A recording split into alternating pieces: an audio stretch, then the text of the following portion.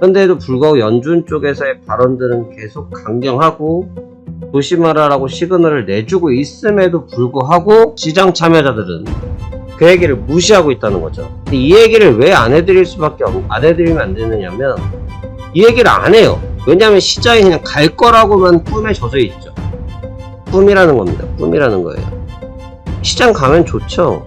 저도 아무것도 없습니다, 여러분. 저 수익 실현 다 해서 아무것도 없어요. 저희 현금밖에 없어요. 어딜 가든 관계 없어요. 내가 꼭 어디를 가야 돼서 이런 걸 의도하는 게 아니고 이 내용에 대해서 인지를 해야 시장을 정확히 보는 거죠. 안녕하십니까, 파생학 송대표입니다. 2024년도 1월 16일 화요일 현재 시간 오전 11시 30분을 지나고 있습니다. 자, 어떻게 잘 쉬셨습니까? 자, 그러면 오늘 시장 이야기 한번 나눠보도록 하겠습니다.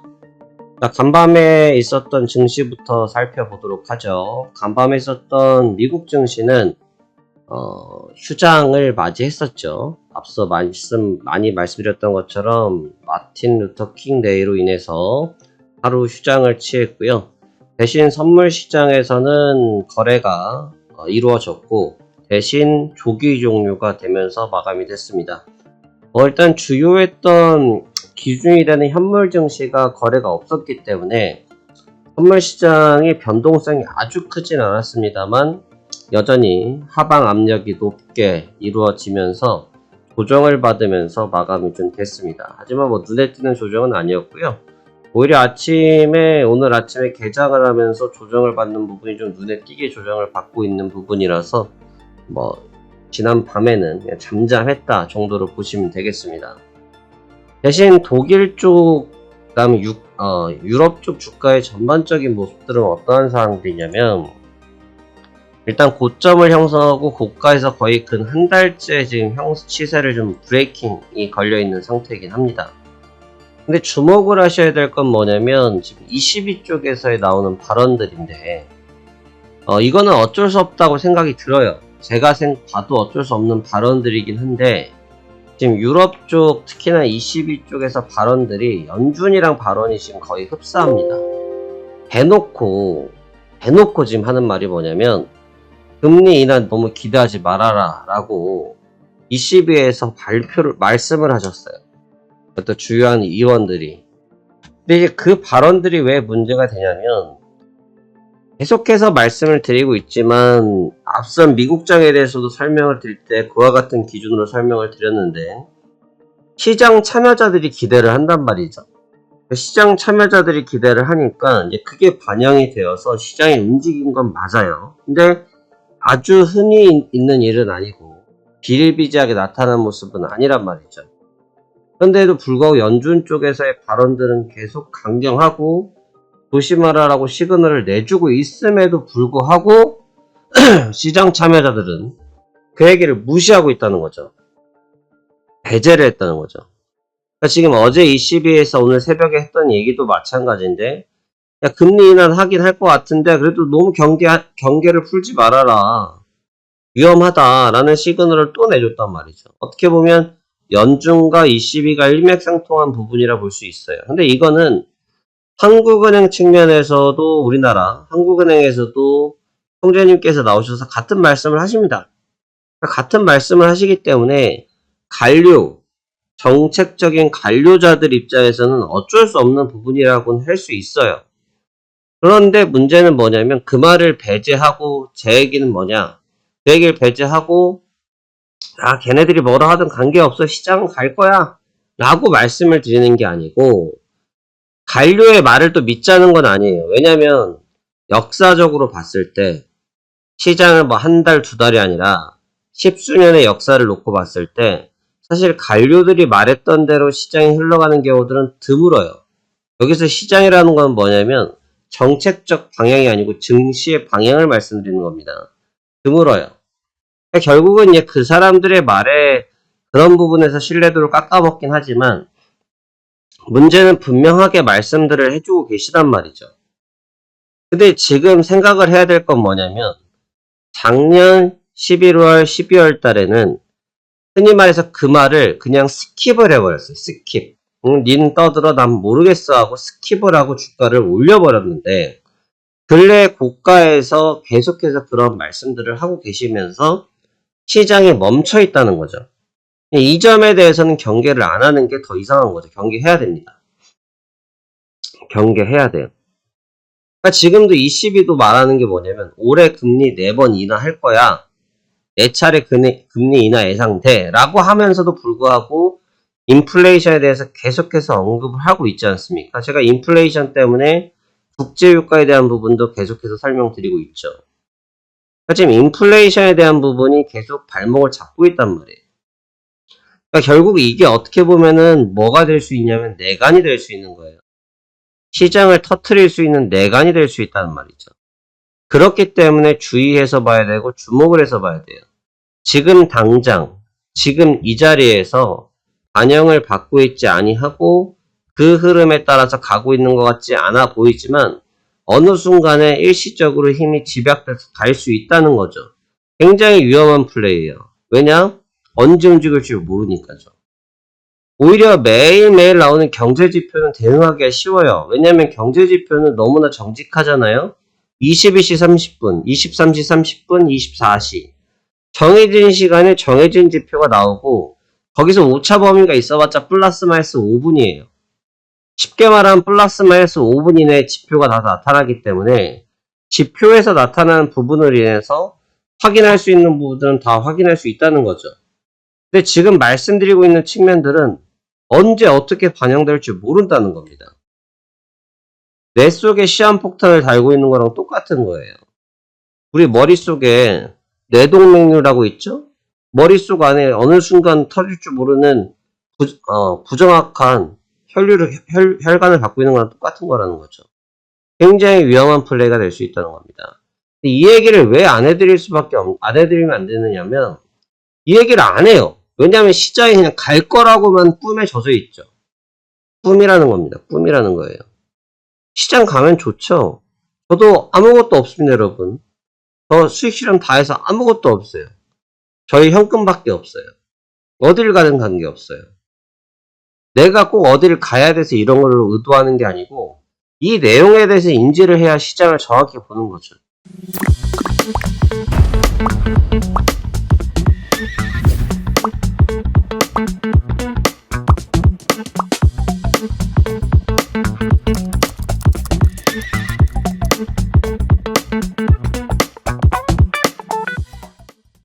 이거 정확히 볼 줄 모르면 시장 따라올 수가 없다는 거예요. 그래서 어제 새벽에는 큰 파괴력은 역시나 없었어요. 그냥 유럽장이 약보합 정도, 그냥 가벼운 조정 정도 해서 마감이 되긴 했습니다만 계속해서 그런 시그널이 나오고 있다는 점에 대해서는 여러분들과 함께 공유를 하고 싶습니다. 그래야지만 우리가 향후 나타날 수 있는 증시의 변화에 긴밀하게 같이 대처할 수 있기 때문이겠죠. 자, 그래서 어제는 그러한 분위기 속에서 마감이 됐고요. 그 다음에 전체적으로 다우지수가 일단 쉬는 날에는 아무리 거래가 이루어진다고 할지라도 좀 무브먼트 자체가 짧을 수밖에 없어요. 무브먼트 자체가 짧을 수밖에 없고 어제 매매 영상도 올라가겠습니다만 어제 최저점에서 익절을 했거든요. 근데 진짜 그 포인트를 쳤는데 11시간 걸렸어요. 딱 한 번 나온 포인트인데 하루에 딱 한 번 나왔어요. 한 번. 어제 거래 시간 중에. 근데 그 한 번을 제가 딱 찾아가지고 어제 마무리를 했습니다만 그만큼 원래 휴장하는 날은 전체적인 거래 무브먼트가 크지가 않아요. 그래서 오늘부터가 이제 본격적인 장이라고 보셔야 되는데 제가 어제 영상에서 말씀드렸지만 이제 이번 주 중순에 되면 이제 중요한 내용들이 많이 나타나기 때문에 그런 부분들도 있습니다만 이제는 매물에 대한 압박, 매물에 대한 테스트 과정들이 계속해서 이루어지고 있는 국면이기 때문에 꼭 모멘텀만 아니더라도 꼭 모멘텀이 아닐지라도 거래에 의한 변동성이 활동적으로 나타날 수 있는 환경이라고 보시면 될 것 같아요. 지금 이 다우 지수도 그렇고 나스닥 지수도 그렇고 그 다음에 낙스 지수도 그렇고 지금 어떠한 모습들을 많이 취하고 있냐라고 보면 전체적으로 시세를 잡아둔다라고 하고 있죠. 잡아둔다. 잡아둔다는 게 뭡니까? 특정 고점을 만들어 놓고 여기서 큰 변화를 안 주고 있어요. 여러분 여기서 시세의 변화를 안 주고 있다는 점을 좀 잘 아셔야 되는 게 뭐냐면 이런 거예요, 여러분. 자, 예를 들어서 여러분이 한 달에 1,000만 원의 수익을 내는 매매를 해서 한 달에 1,000만 원 정도 수익이 나는 트레이더라고 합시다. 자, 1,000만 원이란 수익이 났을 때 그 1,000만 원을 온전하게 내 증권사 계좌에 그냥 파킹을 해놓은 상태라고 하면 그 1,000만 원은 그냥 계속해서 온전하겠죠. 근데 그 1,000만 원이 있는 통장에 뭐 자동이체가 있는 거예요. 뭐 가스비 자동이체, 통신료 자동이체, 뭐 등등등 자동이체가 걸려 있어요. 그럼 그 1,000만 원은 온전하게 있지 않겠죠. 마찬가지예요. 시장은 지금 고가를 형성해 놓은 시점에서 특정한 매물이 많이 나오지는 않고 있어요. 그래서 이미 올려왔던 주가를 올렸던 매물이 그냥 시장을 전체적으로 통틀어서 붙잡아 두고 있는 모습이에요. 이렇게 붙잡고 있는 장은 굉장히 강력한 힘을 보여주고 있지만 앞서 말씀드렸다시피 가장 불편하고 어려운 게 뭐냐면 일시에 언제 어떻게 매물을 내보낼지 저나 여러분이 알 수가 없어요. 여러분 통정거래라고 들어보셨죠? 통정거래가 뭡니까?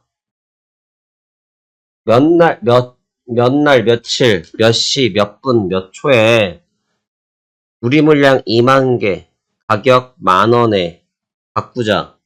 내가 매도할 테니 네가 매수해. 네가 매수할 테니 매수해라. 내가 팔 테니. 이게 통정거래죠. 이런 식의 형태를 취하다가 통정성으로 매물을 쏟아내면 아무도 그거를 알아낼 수가 없어요. 그래서 지금 시장이 그래서 까다로운 거예요. 그래서 까다롭다고요. 근데 여러분들이 지금 이 같은 시장은 준비를 잘 하셔야 돼요. 시장을 넓게 보셔야 된다고요. 제가 매일매일 말씀드린 게 뭐냐면 시장을 제가 이렇게 보면은 아직도 뭐 틱붕붕 보시고 1분봉 보시고 3분봉 보시면서 뷰 자체를 말할 때 보면 뷰가 너무너무 짧아요. 아예 우리가 물론 지금 11시 42분이잖아요. 11시 42분인데 11시 45분에 무슨 일이 있을지 당장 2분 뒤에 무슨 일이 있을지 저는 알 수가 없어요. 알 수가 없지만 시장에서 트레이더라는 사람들은 최소한 2분이 아니라 하루 정도는 뛰어넘어서 봐주고 가야지 그래도 시장에서 좀 논다고 할 수가 있어요. 그렇지 않으면 이 트레이딩은 의미가 없는 거죠.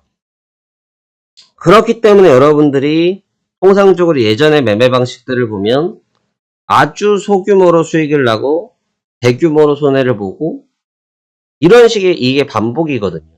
근데 그게 왜 그러냐면 시황 뷰 자체를 짧게 보다가 갑자기 넓게 보니까 이 뷰가 적응이 안 되는 거예요. 그러니까 뷰를 좀 넓게 볼 필요가 있어요.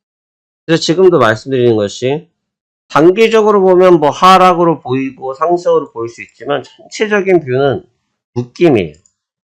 이 묶임이라는 것은 결국은 조만간 어떠한 흐름을 내보내겠죠. 꼭 빠지지 않을 수도 있어요, 여러분. 왜? 힘이 있으니까 여기 힘에다가 플러스 알파 하면 양팔 저울에다가 양팔 저울 접시에다가 여러분 여기다가 사과 한 개 냅뒀어요. 사과 한 개 냅뒀어요. 50g짜리. 여기다가 5g짜리 방울토마토 하나만 올려도 기울게 마련인 거죠. 그러니까 모르는 겁니다. 그래서 우리가 거기에 대해서 확정적으로 볼 수는 없습니다만 방금 말씀드렸던 뷰를 전체적으로 좀 고르게 보시면서 이 시장에서 참여를 하셔야 여러분들의 승률을 높일 수 있다라고 저는 생각하고 있습니다. 이 파생한 송 대표의 뷰를 계속해서 많이 봐주고 계시고 또 이 내용을 통해서 여러분들이 수익이 나신다고 하면 뭐 그로써 감사한 내용은 없겠죠. 여러분들께서 이 내용을 여러분들 스타일로 재해석을 하셔도 됩니다. 그리고 제 이야기가 모두 맞지가 않습니다. 여러분들께 필요한 부분만 발췌해서 드셔도 됩니다. 하지만 전체적인 큰 뷰는 그래도 제가 객관적으로 보고 있다라고 볼 수 있기 때문에 전체적인 뷰에 대해서는 또 제 의견에 대해서도 참조하시면서 여러분들이 시장 참여하신다고 하면 좋은 결과 얻으실 수 있을 것 같습니다. 자, 오늘도 여러분들께 좋은 시황이 되었으면 좋겠고요. 여러분들의 성공 투자를 늘 기원 드립니다. 주말간 영상에서 음성 마이크에 관련된 내용이 있었다고 저 전달 받았는데요.